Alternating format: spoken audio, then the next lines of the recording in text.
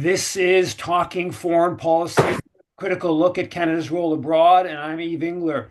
Today, we're going to discuss a dynamic developing in Canadian military policy quite rapidly and quite, I'd say, kind of stunning.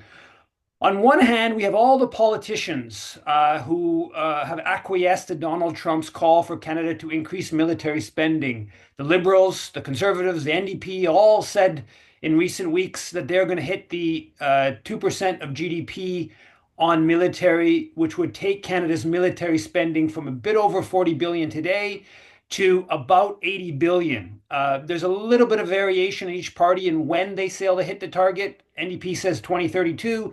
Mark Carney says 2030, but they're basically all saying they're going to add 40 billion a year for every year going forward to Canada's spending on war. Yesterday, Green Party leader, co-leader Jonathan Pedno told me he basically agrees with this position. So it's really across the political spectrum. At the same time, we have this dynamic playing out where these traditionally pro-military, pro-US militarists are basically saying that the Canadian military has been completely tied to the US military, structured to assist the US war machine, and they are expressing concern about that. Just today, in the Ottawa Citizen, former Canadian General Blodin, who was one of the major players in pushing Canada's F-35 purchase, told the Citizen he now believes Canada should be purchasing other weapons because without US consent, it's difficult to operate the F-35. And we're seeing series of articles from different former military people, top people who are basically saying the Canadian military is too tied into the US military, and that should shift in the context of Donald Trump's threats of annexation, trade war, etc. So we're seeing sort of an identity crisis among many militarists who are wanting to move away from the US, but don't want to abandon militarism and imperialism. To discuss this, to flush out some of these aspects, we have the executive director of World Beyond War, who has done a lot of thinking and writing on questions of militarism, demilitarization, David Swanson. First of all, thanks a lot for coming on Talking Foreign Policy, David. Can you just, I guess, maybe start off with what are your general thoughts on what I just sort of outlined? Well, first of all, it's great to see you, not behind bars, and thanks for everything you've been doing in Canada. And of course, World Beyond War in Canada is pushing the Canadian government hard not to buy F-35s, but not to buy any similar fighter jets like the F-35s either, which serve no defensive purpose, do not a slightest bit of good for any Canadian, but with the F-35 in particular, of course, which some countries now are looking at not getting, Portugal among them, you have to have the U.S. involved. It's a way to get the U.S. military operating with your military. But there should be nothing new in people's minds about this. Trump just says the quieter parts more loudly, right? That the lyrics to Yankee Doodles say take over Canada. The lyrics of the Star Spangled Banner celebrate a war to take over Canada. It was 6 years after the British came here to Virginia and were almost dead and barely surviving that they hired mercenaries to go attack the Acadians, right? There were 5 or 6 major efforts to take over Canada before the War of 1812. And the early draft of the U.S. Constitution put Canada in there without asking Canada, right? This is U.S. practice. This is where Michigan and Wisconsin and Indiana and Illinois and part of Ohio and Washington and Oregon came from. So this has been the agenda for forever. Take over Canada. To the Canadians' credit, they don't want it. But and of course, Elon Musk's Canadian grandfather was the leader of a fascist effort to overthrow Canada before he went to South Africa to support apartheid. This is who these people are. But the United States should be learning from Canada, should be learning from giving people health coverage and decent supports and relatively good social safety programs and equality of wealth. I know Canadians surely think all of that is horrible, but look at how bad it is in the United States. rather than the reverse, rather than Canada and the other NATO members and Europe in general learning from the United States and following its worst practices and degrading their quality of life in the name of militarism. It's who got it wrong, learning from who got it right that we should be doing. Instead, we're doing the exact opposite. And it's shameful for Canadian politicians to be doing exactly what Trump demands, whether they're pretending to be opposing Trump or not. Yeah, that's where it is remarkable. That was what Jonathan Pedino, the leader, co-leader of the Green Party, told me yesterday. He was like, "I said, well, you're talking about increasing military spending just like Trump's asked for," and he's like, "No, but we're doing it for our own reasons, right?" But in fact, if you look back, it's very clear that this latest round of agreement to massively increase military spending is a direct result of Trump's pushing on the matter. Not to say there aren't broader forces, NATO, there aren't broader forces there, but Trump's the latest push. The other point I think that you made there about the social safety net. I mean, they're becoming open about this in the Financial Times and the like, where they say we have to cut social spending, pensions, health, daycare, whatever in Europe because we have to put a bunch more money into the military. They're not even hiding this at this point. It's becoming quite open. Now, some of the militarists are saying that Canada needs to reinforce ties with NATO. And they're sort of, part of this has to do with disagreement with Trump's position on trying to end the war in Ukraine. But in this, they sort of imply that NATO might defend Canada in some context of the U.S. Invading. Now, what's your you're obviously co-author of the book NATO: What You Need to Know, um, and what's your kind of thought on that idea of Canada sort of sticking with NATO, even if even if the U.S. withdrew, as some discussion, but a sort of Europe, Canada, NATO alliance, and how that would play itself out from the standpoint of like defense or protection, if that's actually at all credible. Well, NATO is, of course, endangering people, not defending them. And as you know, the only time that NATO has appealed to that Article 5 demand that everybody join in a war was in a U.S. war on Afghanistan that was allegedly defensive, attacking this impoverished nation thousands of miles away. If the United States were to attack Canada, then every NATO member would be obliged to attack both the United States and Canada. They would be obliged to join both sides and then to attack themselves, right? It wouldn't make sense under Article 5 because they have to join in every war with other NATO members. How is it going to work? It's not. The Secretary General of NATO is openly going to the European Union and saying out loud on TV, take money out of retirement, take money out of healthcare, put it into militarism. And, this is exactly what Europe has got right in comparison to the United States and is being pushed to undo, to do wrong, right? And for Canada to actually have enemies, for Canada to actually need a massive, globally encircling military to threaten multiple wars around the globe simultaneously, like the United States, it would need to do a lot more than it's done. The United States has counterproductively created enemies for itself. Everybody's celebrating, happy birthday to the war on Yemen, 10 years old this week. No, it's not 10 years old. 6 years before that was when Obama started routinely blowing up people in Yemen and anybody who was near them. And the consensus was reached, even at the top level of the US military, that this was counterproductive, that you were creating enemies, that you were disempowering the Yemeni government and empowering its opponents, and that this so-called successful drone war was going to lead to a wider war, which it did.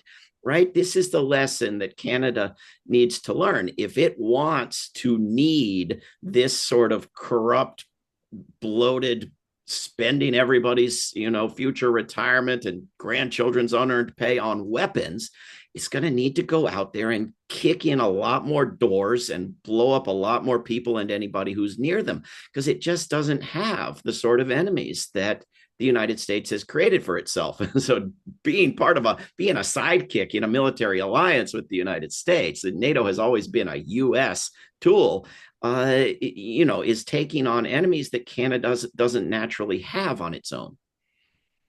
Yeah, and I think from the just strictly from this notion of defensive, if Trump does move forward with his threats around taking Greenland, um, Canada, of course, is not going to go to war with the U.S.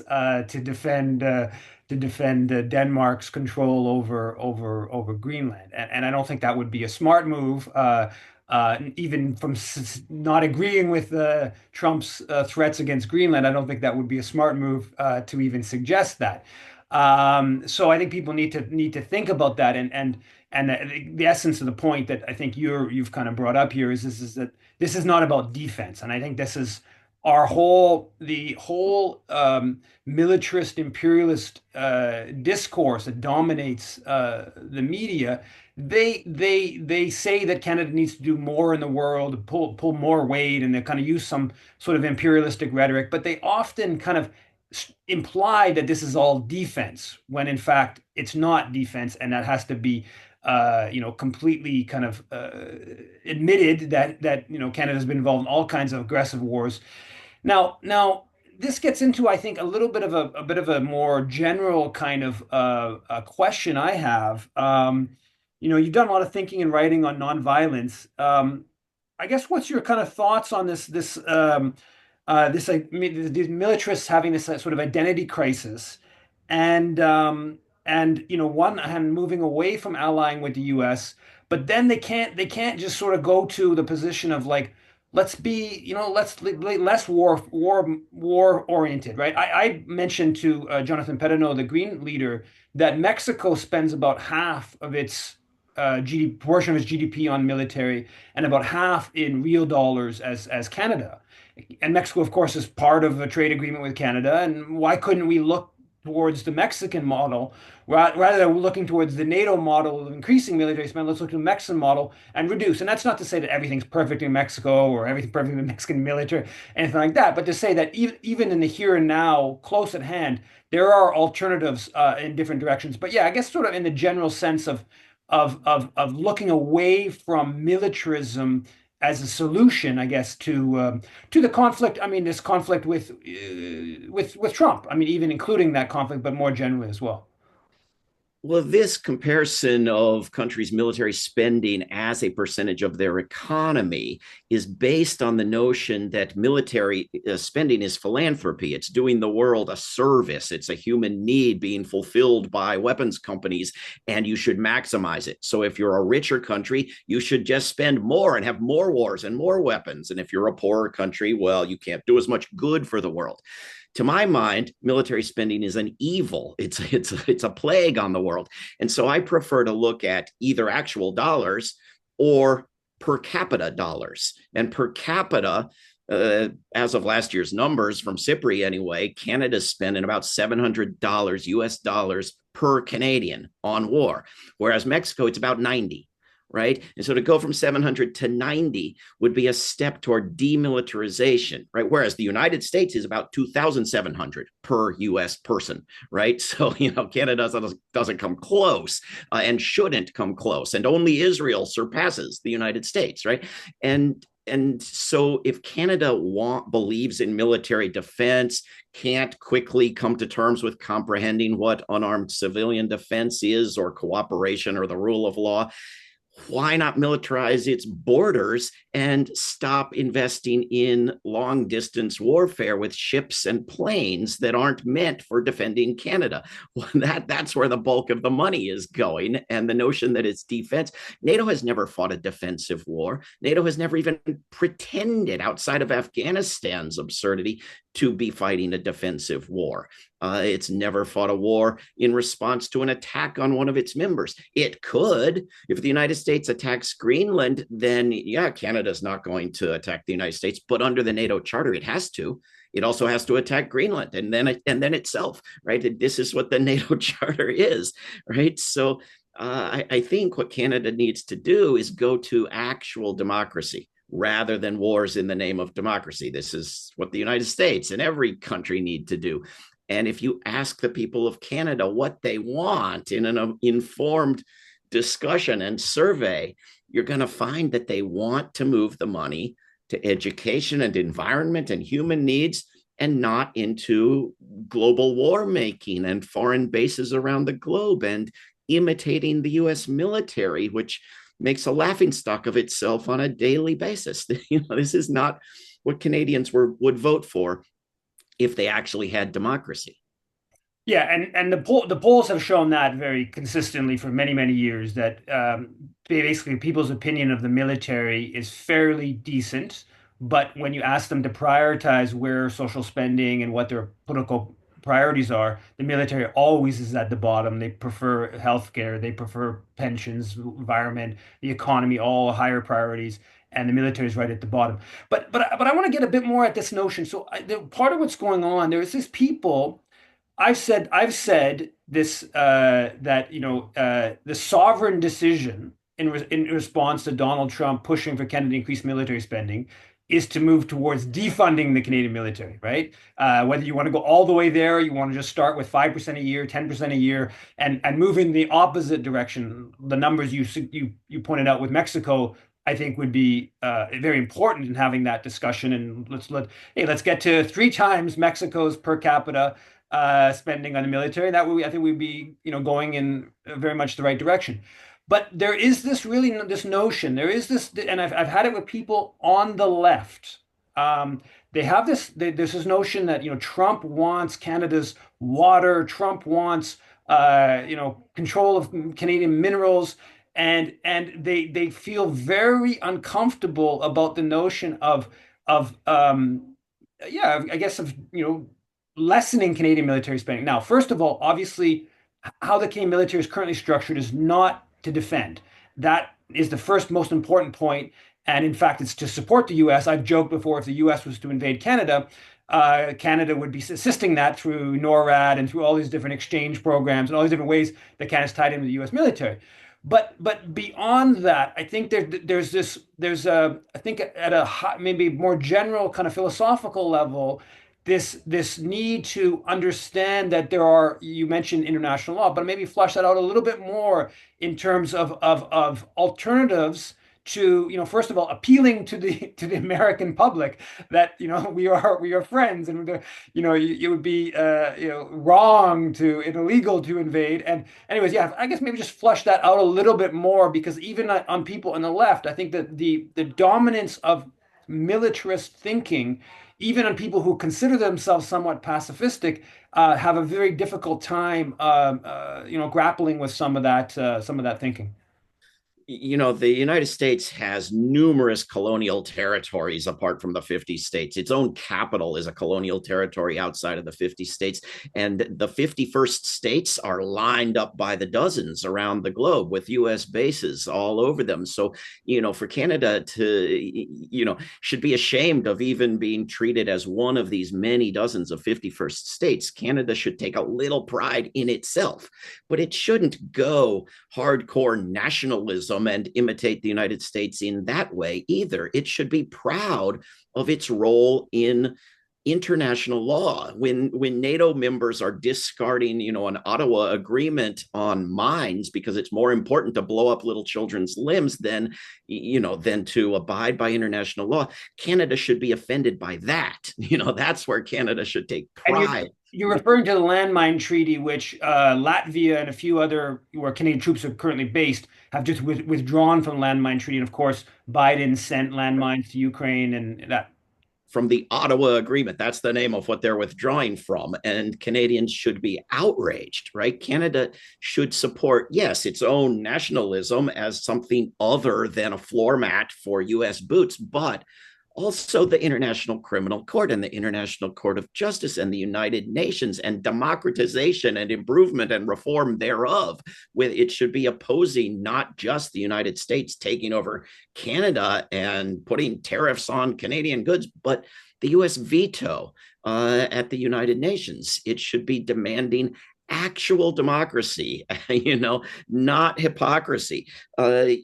it should be supporting global cooperation. It should be outraged that U.S. militarism is blocking absolutely necessary international cooperation on real non-optional dangers like the collapse of the climate and the ecosystems and disease pandemics and homelessness and poverty and the cyber monsters that the tech gurus are cooking up. I mean, this is where Canada should be putting its focus as an enlightened leader of the world. It shouldn't be aping the United States in everything the United States has failed at, and undoing the things that it's done better. The United States should get Canadian health care, not Canada get US warfare. This is failing upward, and it makes no sense. And the shame is largely on the US side here, but Canadians who go along with this trend should be ashamed. Well, thanks for coming on talking foreign policy. And for people, if you want to be sovereign in the face of Donald Trump's threats, what you got to tell the politicians, let's defund, let's reduce Canadian military spending. I guarantee you that Donald Trump won't be happy about that. So those out there who are looking to push back against Trump, that's maybe one of the best ways to do that. Thanks for coming on talking foreign policy. Thank you, Eve.